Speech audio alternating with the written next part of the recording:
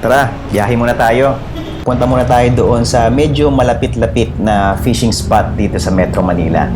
Magtatanggal kati muna tayo at susubukan natin kung meron tayong may iuuwi kahit pa paano sa bahay. While everyone I know's out on a trip, on a boat, on a lake. I'm tired of feeling all FOMO, babe. I don't even care if we stay home. Put our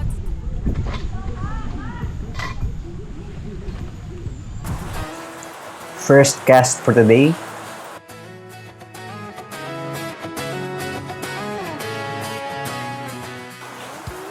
Makakailang cast kaya ako ngayong umaga bago ako makaisa.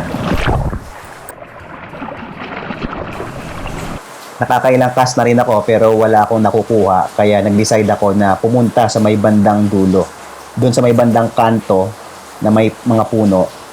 Medyo mas malalim ng kaunti yung spot doon kaya hoping ako na meron akong makukuha. Kaya naman ako nag-decide dito sa spot na to kasi way back in 2018 and 2019 sunod-sunod yung strike ng mga lapu-lapu dito at lahat sila puro good size. Lahat ng mga strike na yon puro na iland namin. Ang nangyari pa nga ay nung mga bandang hapon na palubog na ang araw, yung pinakamalakas na strike ay tsumempo sa akin. At nung time na yon talagang hindi ko nailand yung malakas na strike na yon. I think malaking talakitok yung nandoon. Pero talagang sobrang lakas niya at naputol yung leader ko.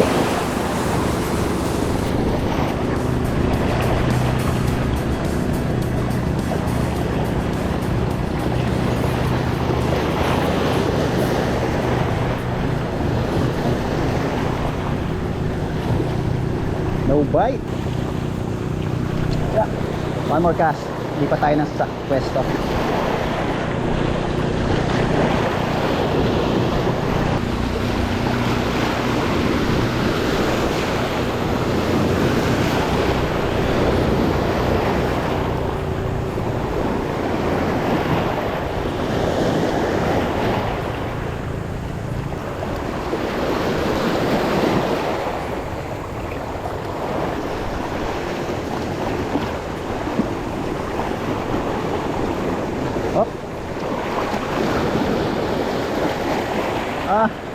False alarm.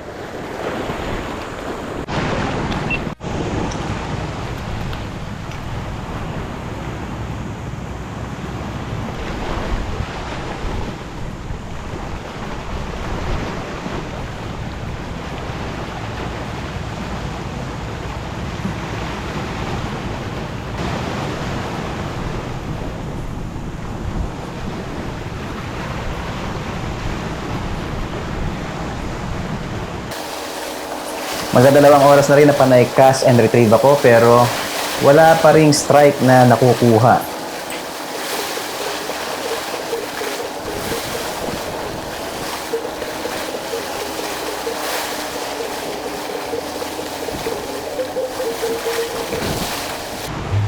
Nandito pa naman yung mga spot na alam ko na may mga laman at inaasahan kong meron akong makukuha.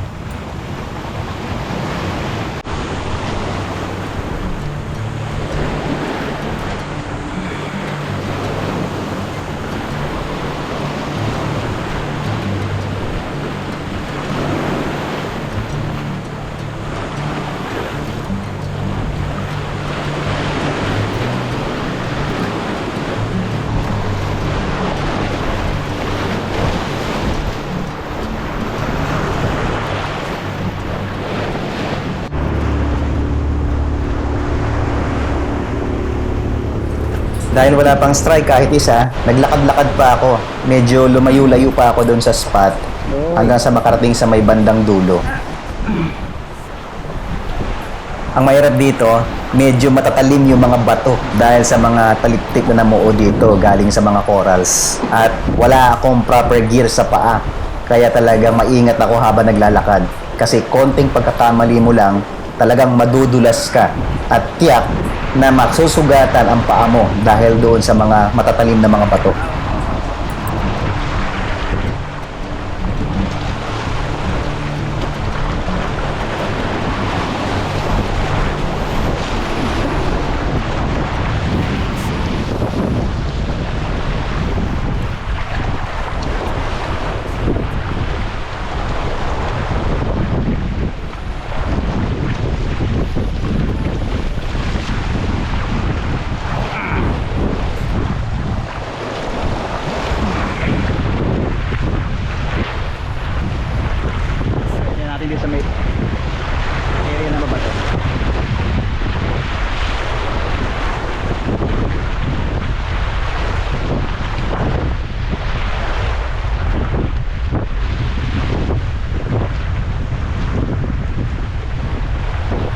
At mga ilang sandali pa, eto na, nagparamdam na ang inaantay ko.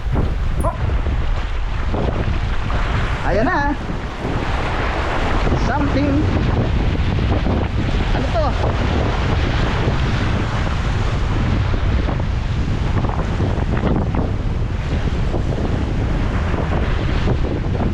Grouper.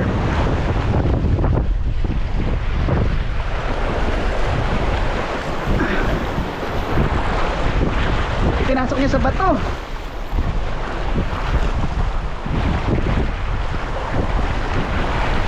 That moment was so disappointing kasi kahit anong gawin ko, hindi ko nailan yung grouper. Naunahan niya akong sumuksok doon sa bato.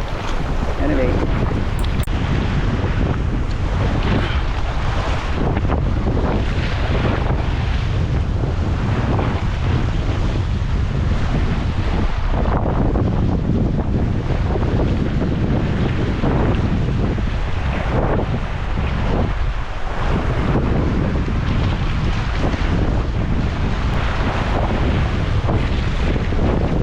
Mautak yung isa nakawala.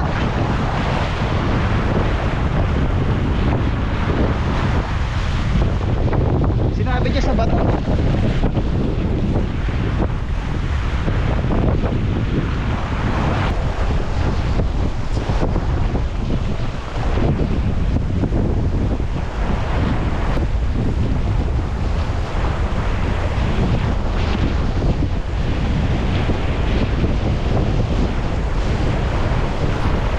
Sinubukan ko pang mag-cast and retrieve sa mga sumunod na mga oras, pero mag-aalas 12 na ng tanghali, wala na akong nakuha.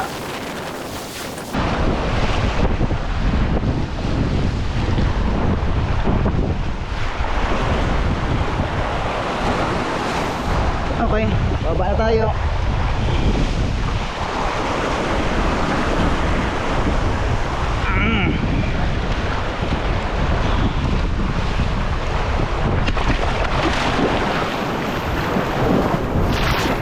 Ito pala yan.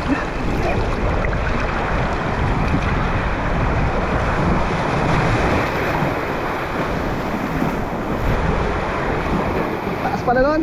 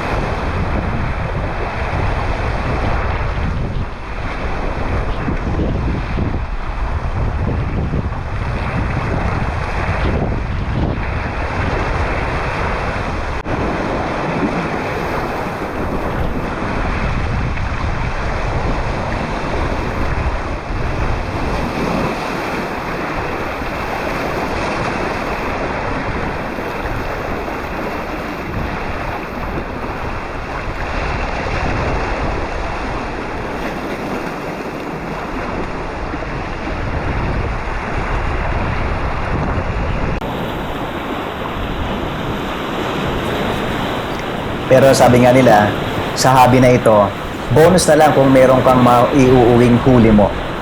Ang mahalaga, nakapag-distress ka.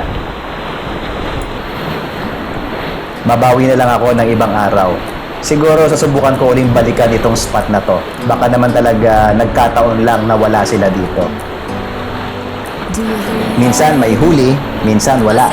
Pero bahagi yan ng pangingisda. For now, hanggang dito na lang muna tayo. Kita-kits sa susunod nating adventure. I'm tired of feeling all FOMO, babe. I don't